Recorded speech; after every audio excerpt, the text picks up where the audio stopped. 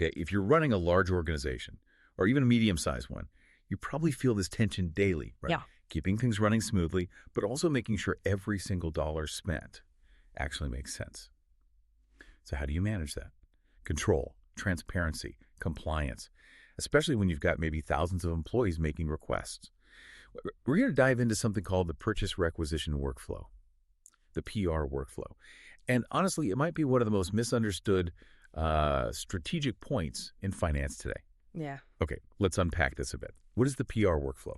It's basically that structured internal process. Yeah. The steps your employees have to follow when they need to request something, goods, services, you name it. And our sources are clear. This isn't just red tape.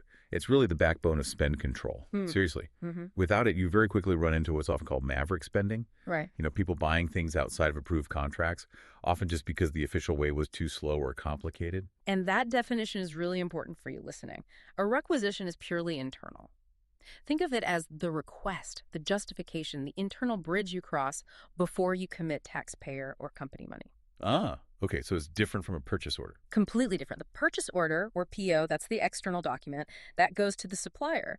The PR is all about internal checks and balances first. Its main job, making sure the purchase is actually needed, it's within budget, and it meets all the compliance rules before that PO ever gets created. It's like an internal gatekeeper. That makes sense. So focusing on the benefits then. Yeah. A solid PR workflow gives you what? Our sources mentioned 4 key things. You get better cost control, right? Yeah. Catching errors before the money's actually committed. Exactly. Pre-commitment checks. Then there's compliance. You have a clear, documented audit trail. Crucial for any kind of review or audit, yeah. Transparency, too. Yeah. Managers can actually see who wants what, and importantly, why. Visibility. And finally, accountability, which ties back to stopping that shadow procurement or maverick spending we talked about. Yeah, and it's fascinating because the idea is so solid, but as you know, the reality on the ground is often messy. That's why PRs sometimes get such a bad reputation. What are the usual sticking points? Well, the big ones are pretty common. You hear about employees getting really frustrated with manual approvals that just seem to drag on forever, days, sometimes weeks. And at the same time, the company itself can be flying blind, budget blind spots, because these requests aren't linked up in real time to see how much money is actually left. So you've got frustrated users on one side and potential budget overruns on the other. Exactly. Communication gaps, lack of visibility.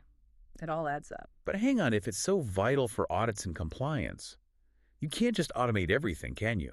Don't you need some human eyes on it, especially for big strategic purchases? That's a really important point. Yes, human oversight is still needed, absolutely. But it needs to be smart oversight, not just manual box ticking. The main enemy here is usually speed, or the lack of it. And that's precisely where technology steps in as the strategic control point. Yeah.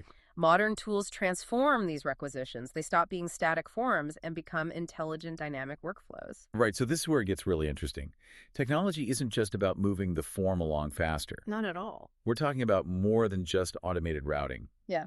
You know, sending the request instantly to the right manager. Well, that helps, of course. Yeah, but it's about real-time integration with finance systems, like your ERP. That's the game changer, linking the request directly to the budget as it's being made. So like pre-encumbrance, seeing the budget impact immediately. Exactly that, applied right at the point of request. So a manager sees, okay, if I approve this, here's exactly what's left in that budget line.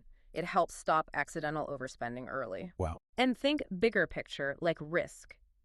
AI tools are now being used more and more to analyze requests.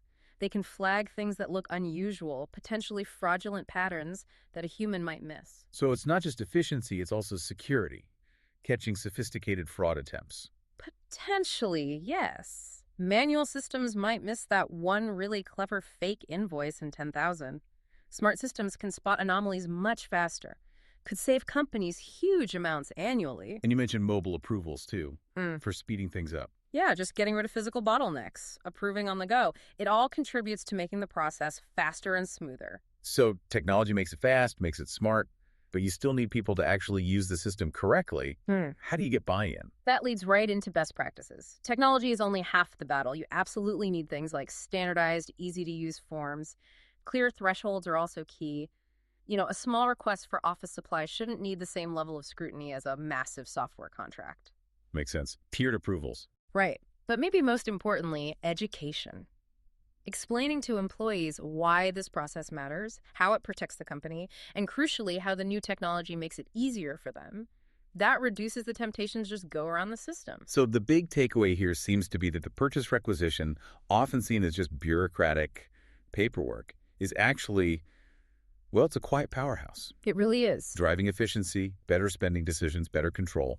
It turns an internal chore into something genuinely strategic. And maybe here's a final thought for you to consider. The really successful companies, they don't just process these requests, they see them as a valuable source of data. Oh, so? They use dashboards, analytics, they monitor how long requests take, where the bottlenecks are, why things get rejected. They connect the flow of these internal requests directly to their overall business strategy and performance. So the question for you is, what processes inside your organization, maybe ones seen as just bottlenecks today, could actually be transformed into data-rich strategic tools like this? Where's the hidden potential?